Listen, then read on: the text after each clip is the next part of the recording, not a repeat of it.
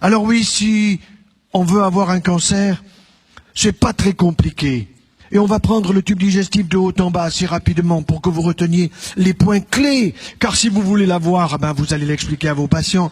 Et vous allez voir que on peut leur expliquer. Je me souviens de ce couple qui vient à ma consultation au centre anticancéreux de Montpellier où aujourd'hui on opère 12 malades atteints de cancer du sein, où l'on opère des cancers du côlon, du rectum, où l'on opère des cancers de la prostate qui n'ont pas besoin d'être opérés, j'en parlerai certainement. Alors ce couple, il vient et je demande qui est malade, j'avais la parité, l'homme et la femme. Et les deux répondent presque en même temps, docteur, nous sommes des originaux, nous on n'est pas malades, qu'est-ce que vous venez faire? Il y a un tas de monde qui attend, stressé, avec des maladies graves, et vous venez, vous n'avez rien. Allez donc voir les flamants roses au bord de la Méditerranée. Oui, mais docteur, on vient vous voir parce que on dit que vous êtes spécialisé dans la nutrition, alors vous pouvez pas nous donner des conseils pour qu'on ait un cancer? Tiens, je dis pourquoi vous voulez avoir un cancer? Parce que si vous nous l'expliquez bien, on saura bien comment pas l'avoir. Voilà une bonne démarche. Une démarche de l'intelligence qui fait que le grand public aujourd'hui veut savoir comment ça marche et s'intéresse même plus souvent que les médecins qui sont liés aux laboratoires pharmaceutiques, lesquels ont compris qu'il y avait beaucoup plus de gens en bonne santé que de gens malades. Alors il faut donner aux gens en bonne santé pour l'ostéoporose, pour la ménopause, tout ce qui est pause, andropause. Il faut absolument que nous prenions quelque chose et comme ça, on est certain de devenir malade. Et là, les labos peuvent s'occuper en plus de nous. Tout ça remboursé par la Sécu, bien sûr. Alors, vous voulez avoir un cancer otorhinolaryngologique, il n'y a aucun problème, c'est très simple. Vous allez prendre du Pernod Ricard régulièrement, du whisky, de la vodka, du gin. À Noël, vous allez voir ces pubs dans le métro et partout sur la vodka.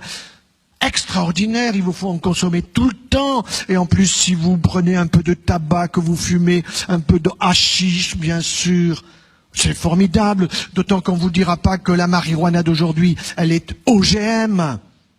Les jeunes ne le savent pas. Elle était à 5% de concentration quand des ministres nous disaient que c'était une drogue douce. Résultat, aujourd'hui, elle est à 35% de concentration. Mais les jeunes vous disent, mais c'est bio, puisque c'est une plante verte. Les pauvres, avec des cerveaux qui sont de plus en plus abîmés chez les jeunes, mais qui remplissent les cabinets de psychiatres et de psychologues. Oui, si vous ajoutez le papier maïs à tout cela avec l'alcool fort, pas de problème, un jour, vous aurez un ganglion en vous rasant le matin, monsieur. Vous direz à votre femme, chérie, viens voir, j'ai une boule au cou. Elle va voir la boule, elle va toucher, t'as mal? Non. Mais elle stresse tout de suite, elle appelle le toubib. Docteur, mon mari a une boule au cou. Et le docteur a tout de suite fait le diagnostic au téléphone. Il sait que c'est une métastase ganglionnaire d'un cancer otorhinolaryngologique situé dans le palais des saveurs. Ce palais qui est inconnu de trop de monde et qui est tellement génial pour le bonheur et le plaisir de chacun d'entre nous. 3 fois par jour. 3 fois par jour. Eh oui, alors il faudra chimio, rayons, peut-être des aiguilles radioactives sur la langue. Le calvaire pour s'en sortir. On en sortira combien? Oui, 1 sur 2. Et tout le reste passera le mur de l'au-delà, rapidement. Cancer de l'œsophage, même chose, mais vous ajouterez des boissons brûlantes. Vous êtes tellement pressé que le café, vous n'avez pas le temps. Le thé, c'est bouillant, le chocolat au lait, le café au lait du matin, tout ça est bouillant, mais vous ne sentez plus que c'est bouillant, vous sentez que c'est chaud. Parce que vous avez brûlé les papilles et vous allez brûler l'intérieur de la muqueuse ésophagienne qui, irritée régulièrement, un beau jour, comme cette pharmacienne du Languedoc-Roussillon, à 52 ans, se retrouve avec un cancer œsophagien. Le stress ajouté à tout cela. Est-ce possible d'avoir un cancer œsophagien qui va nécessiter 6 heures d'opération, chimiothérapie, radiothérapie? Quand on lui dit qu'elle aurait pu éviter tout ça, elle dit mais jamais personne ne me l'a dit. Et pourtant elle est toubib, elle est pharmacien, elle est docteur, elle est scientifique. Elle ne sait pas les choses essentielles. Par contre, elle sait vendre ses médicaments quand les labos viennent lui bourrer la tête. De bêtises pour les malades et pour les bien portants. Cancer de l'estomac, oh, c'est pas bien compliqué. Vous allez au McDo, non pas que le McDo va vous mettre un cancer d'estomac, mais là-bas, on vous dit surtout vous fatiguez pas. Vous avez du pain de mie, fatiguez pas vos ratounes, et puis vous avez la viande hachée, mâchée par quelqu'un d'autre avant vous. Ça, vous allez vous en souvenir. Surtout, vous fatiguez pas. Alors, vous vous retrouvez un jour avec une petite bactérie dans l'estomac. Vous dites, j'ai un hélicoptère. Non, une hélicobactérie. Une hélicobactérie qui est un petit rongeur qui va vous donner une inflammation gastriteuse. Et cette gastriteuse, elle va continuer à vous enflammer. Alors, vous allez dire, ah, comme ça me brûle, je vais prendre un peu plus de yaya. Un peu plus de laitage, de lactimerde. Vous voyez ce que je veux dire? Surtout que la télé vous a dit ce matin qu'avec ça, vous allez être encore mieux. Et évidemment, vous avez déjà 10 kilos de plus, vous allez en prendre un de plus. Ça, on vous le dit pas. Parce que tous ces produits laitiers, nous allons en parler dans quelques instants. Évidemment, c'est du lactose. Mais le lactose, les gens n'ont pas compris. Le ose, c'est du sucre. Alors on est en plein lactolisme après l'alcoolisme. On se gave de produits laitiers pour calmer des brûlures. Et un jour, on se retrouve avec un lymphome gastrique. Le système immunitaire de l'estomac dit j'en peux plus. Je veux plus de tout cela. Alors c'est la chimio, alors c'est les rayons, alors c'est l'opération. Un calvaire de plus. Et tout ça pourrait être évité. Et puis le gastro vous dit non, mais continuez comme vous faites, pas de problème, je vous donne un antibiotique pour une semaine, puis je recontrôlerai, puis on se verra régulièrement, puis c'est bon, j'ai pas assez de patients. Eh oui. Alors ensuite, vous pouvez avoir un cancer pancréatique. Aujourd'hui, je vous assure, on en voit pratiquement un de plus chaque jour dans notre propre institution. Et le cancer pancréatique, on en guérit 5%. 95% on ne guérit pas. Vous voyez des gens qui arrivent en pleine forme. Et puis ils ont des petites douleurs par-ci, par-là. On fait une échographie, on fait un scanner, il y a déjà des métastases hépatiques. Et la partie est perdue. Il y aura des chimiothérapies, certes plus efficaces qu'autrefois, qui permettront de vivre 1 an et demi, 2 ans, 24, 25, 26 mois. C'est que dalle quand on a 40 ans. Alors je vous dis, et je dis à tout le monde, aujourd'hui ayez pitié de votre pancréas. Et votre pancréas, mais c'est pas difficile à expliquer à la télé, à 20h30 à la place de Darty dont tout le monde se fout. Ça serait tellement facile de faire passer, qui donc? Une élève de celui qui était capable de parler sans un mot, le mime Marceau. Et le mime Marceau, vous avez des élèves, et j'en connais, j'en ai testé, qui sont géniaux, vous leur donnez une petite information, vous dites, faites-moi passer cette information comme ça, qu'avec des gestes. Et ça passe très bien. Et oui, le pancréas, une glande géniale, qui est au fond du ventre, non pas cachée, mais protégée.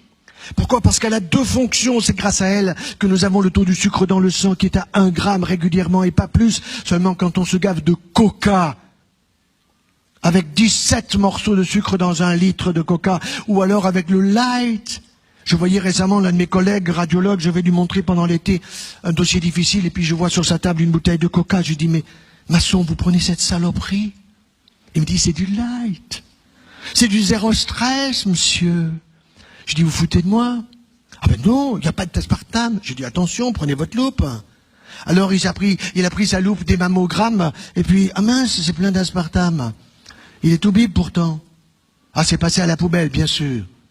Et cet aspartame, ce faux sucre hyper dangereux, qui réduit votre système immunitaire, et qui est responsable aujourd'hui de plus en plus de lymphomes associés à toutes les mauvaises habitudes alimentaires, mauvaises habitudes de boisson, qui fait que les gens se gavent de sucre ou de faux sucre, lequel même faux sucre ont des effets sur l'hypoglycémie et l'hyperglycémie réactionnelle du pancréas, qui est destiné à donner l'équilibre. Alors un beau jour, le pancréas, il n'en peut plus. Et qu'est-ce qu'il vous dit? Je laisse pisser. Et le taux du sucre dans le sang commence à monter. Ça y est, les diabétologues sont contents, ils vous tiennent à vie. Il faudra aller voir l'ophtalmo parce que ça abîme la rétine, le néphrologue parce que ça abîme le glomérule. Voilà. Et un beau jour, la canne blanche. Mais tout ça, on vous le dit pas. Alors que si vous attrapez ce diabète au début, en changeant les habitudes alimentaires, vous supprimez les hypoglycémiants et même l'insuline, vous pouvez la réduire. Mais ça, il faut pas le dire. Ça intéresse pas les labos, il n'y a pas de pognon à gagner.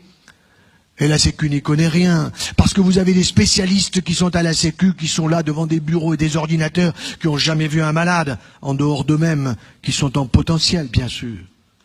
Alors, deuxième fonction pancréatique. Deuxième fonction pancréatique, oui, le pancréas, tout le monde le sait pas ou l'oublie, ou on veut pas le dire, mais il est capable de fabriquer, comme la salive, 1 litre de liquide pancréatique est destiné à quoi? À digérer les graisses, bien sûr. Les graisses cachées dans la viande rouge, à digérer les mayonnaises, à digérer tout ce qui peut être associé aux aliments et qui est gras. Mais quelles sont les graisses dangereuses? Les graisses cuites, trop cuites, bien sûr.